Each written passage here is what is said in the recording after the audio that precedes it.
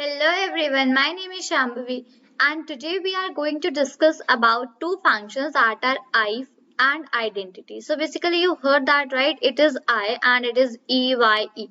So this is the spelling. So basically we are going to learn about I and identity function. So basically they both are similar. So firstly we are going to see I function and then the identity, okay.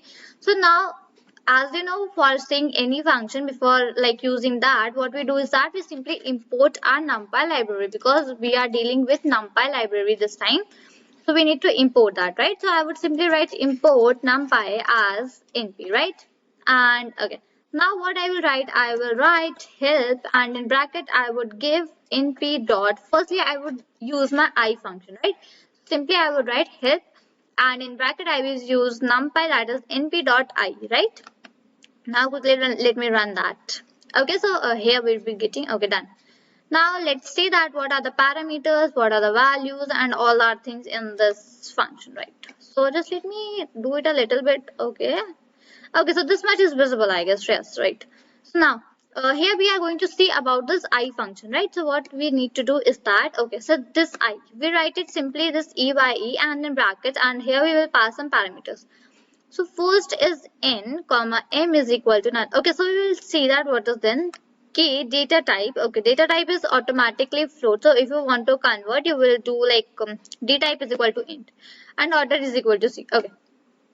So now let's see that what does it return. So basically it returns a 2D array with ones on the diagonal and zeros elsewhere. So basically this is a you can say which return this is a function which returns us something like let me go to OneNote and show you this thing. And okay, here I have my pen. Okay, so now just let me, okay, so this is something like, let's say you want to make a 3 cross 3 matrix. Okay, sorry, matrix that you can say array. Okay, 3 rows and 3 columns.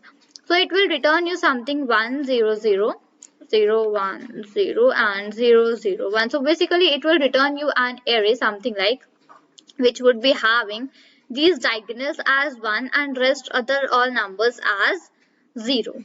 So I hope I made this clear to you that the diagonal would be 1. Okay, diagonal would be 1 and rest of the numbers would be 0. So this is the like I function. What it will do, it will return as the, you can say, array like this. Okay. So okay, basically this is something like matrix also. There is one function in matrix also which returns this type of array, right? Diagonal array. Now what I need to do is that I would just see that parameters. Okay. Now here we were seeing that n. So basically n is a number of rows. Okay. What will the number of rows which you want to enter?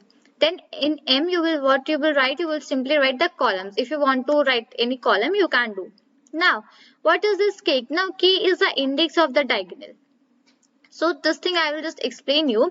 If you are going to write 0, so it will automatically print you the diagonal. But if you are going to write -1, now quickly let me go to OneNote once more and let me define, you can say new one here and 1 0 0 0 1 0. Excuse me, 0 0 1. Now, so this diagonal, this 1 1 1 is 0. If you want to print this 1 1 1 in this diagonal, so you will simply write the k value as 0. Okay. Now, if you want to just print 1 in place of these zeros, 1 here and 1 here, and here it would be 0 only, right? So if you want to print this one and this one, these sides, so what you will do, you will write k is equal to -1. So basically whatever is the rear diagonal, if you are going to go this side, means downside from there, so there you are going to use the minus sign, and if you are going to go up from this diagonal side, then you are going to use positive. So this is the thing. When I will just quickly run this in the PyCharm and we'll write the code, then you will get it more clearly. But here I was just telling that okay, these are the functions. Then I told you about data type and order we have already discussed in many of the videos, so I'm not going to repeat it now. Okay. So now what it returns as an ND array of shape n comma n. So basically I told you n is the number of rows and m are the number of columns.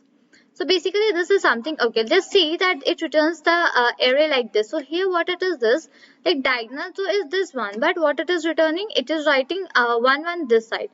Why? Because here k is equal to 1. As I told you that whatever is the rear diagonal, if you want to print something above that, if you want to print 1 above that diagonal, so what you will do, you will give the k value as 1. And even if you want to print it downside from this diagonal, so you will write k is equal to -1. I will just show you this thing in a little while. So this was about the I function. Okay. Now let's go and write some like program for this I function. Okay. Let me quickly comment this help one.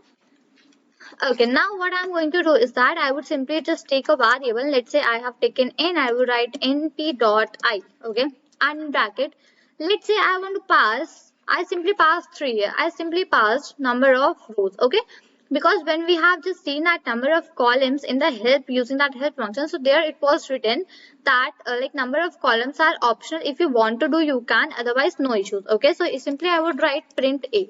Now when I'm going to run this, the output which I would be getting is something like this. Okay, just see this. Now I hope you got the point that what does this mean. So basically all other elements are 0 other than the diagonal. So basically all like diagonal contains ones and all other blank space like all other spaces contain 0. So this is about writing this I function. This is the use of I function. Now here I have simply written like 3. Okay, I have simply mentioned the row here. Now let me comment it, and okay, now let me go down. If here I am going to mention the column also, let's say I have written I have written the value of row as, let's say change the value, I have written 4 and I want to enter the column as 5. So basically what it will give, now it will give me a 4 cross 5 array. So just see it like this. Okay, so this is the thing. So it had printed a diagonal wherever it can, and other than that it has all the zeros, and it has 4 you can say 4 rows and 5 columns. So this was about this I function, that here like this we can just mention the number of rows and number of columns. Okay, now I was telling you about the k function, right? So now let's check that what is this basically. Now as I write n a is equal to np dot I, and basically I write 3. So 3 is the number of rows. Now I am not going to mention any number of columns, so it will automatically take 3 and it will be a 3 cross 3 array. Now let's say I just simply write a is equal to np dot I and I wrote 3 comma, and here I would give the k value as 1. So just see what it will do. It will just print me the 1 above this diagonal. So basically my diagonal was this, right? This 0 0 0. But what it does, as I simply wrote k is equal to 1, so just it simply printed me this 1 and 1 above this diagonal. Okay, right? Just see. And if I am going to make it -1, so what it will do, it will print me 1 below this diagonal. Just have a look here. So here it just printed me below. So this was the thing that I was telling you, that if you're going to use positive number in k, it will print the 1 at that position. And if you're going to use negative number in k, then it will print that 1 in the given like number below side of the diagonal. So this is the thing of this. Okay. Now this was like done, and now just let me quickly tell you to change that you can say data type also. So let's comment this out, and let's say I would write k is equal to, now here I would mention k is equal to 2, and in place of 3 I would simply write 4. Okay, and now what I will do is that I would simply write the type is equal to, and I would write integer. So now basically it will give me an in like integer values in the array, and see. Okay, so what I mentioned was 4. Okay, so it gave me 4 rows and 4 columns, and what either I mentioned was k is equal to 2. So basically this one is my diagonal. Other than that, above that I have 1, and above that I have 2. So this 1 here is printed at the 2 position. Okay, and all the other numbers are in integer. So this is how this I function works. So now just let me comment this thing also. Okay, so this was the use of I function. Now we will go and see the use for identity function, as I was telling you. Okay, so here I would simply write help, and in the bracket I would print np dot identity. Okay, now I'll quickly run that. Okay, so here we have the parameters and all the things, and let's quickly go above side. Okay, so it is saying that identity in comma data type is equal to num. So basically it has 2 parameters only, n and data type, right? So let's quickly check that, and it returns the identity array. Okay, now let me check that what is this. So here n is the integer, that number of rows. Okay, and columns in n cross n. So basically it will represent the number of rows, and data type is what data type you want. Okay, and see, this is the example for the identity function. Okay, so this one is the thing which I was just telling you about. And like, what's the difference in identity and I? So basically I was having two more parameters, that was it can mention k value also, but in like you can say in identity function we cannot mention that k value, because it only has two parameters, n and data type. Okay, so just let me quickly write a is equal to np dot identity, and in bracket let's say I will pass 3.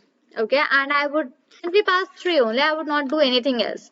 And okay, just let me print that, print a also, print a. Okay, and now let me run this. So see, I simply got the like identity matrix. So this is like in matrix we call it as identity. Okay, so this is how I got this. And now here only if I put type insert data type and type and I would write it as integer. So basically it was printing me as float, but now it will print me as the integer value. So it is like this. So this was the thing. And even in this identity function you cannot use the columns value, and you cannot use any value for column, and you cannot use this k value. So this was about identity and I functions. I hope I made both these things clear to you, that basically what are these functions and how do they work. Okay, so if you have any doubts you can just like rewatch the video or ask me in the comment box. So this is all for the video. Till then, thank you and bye bye.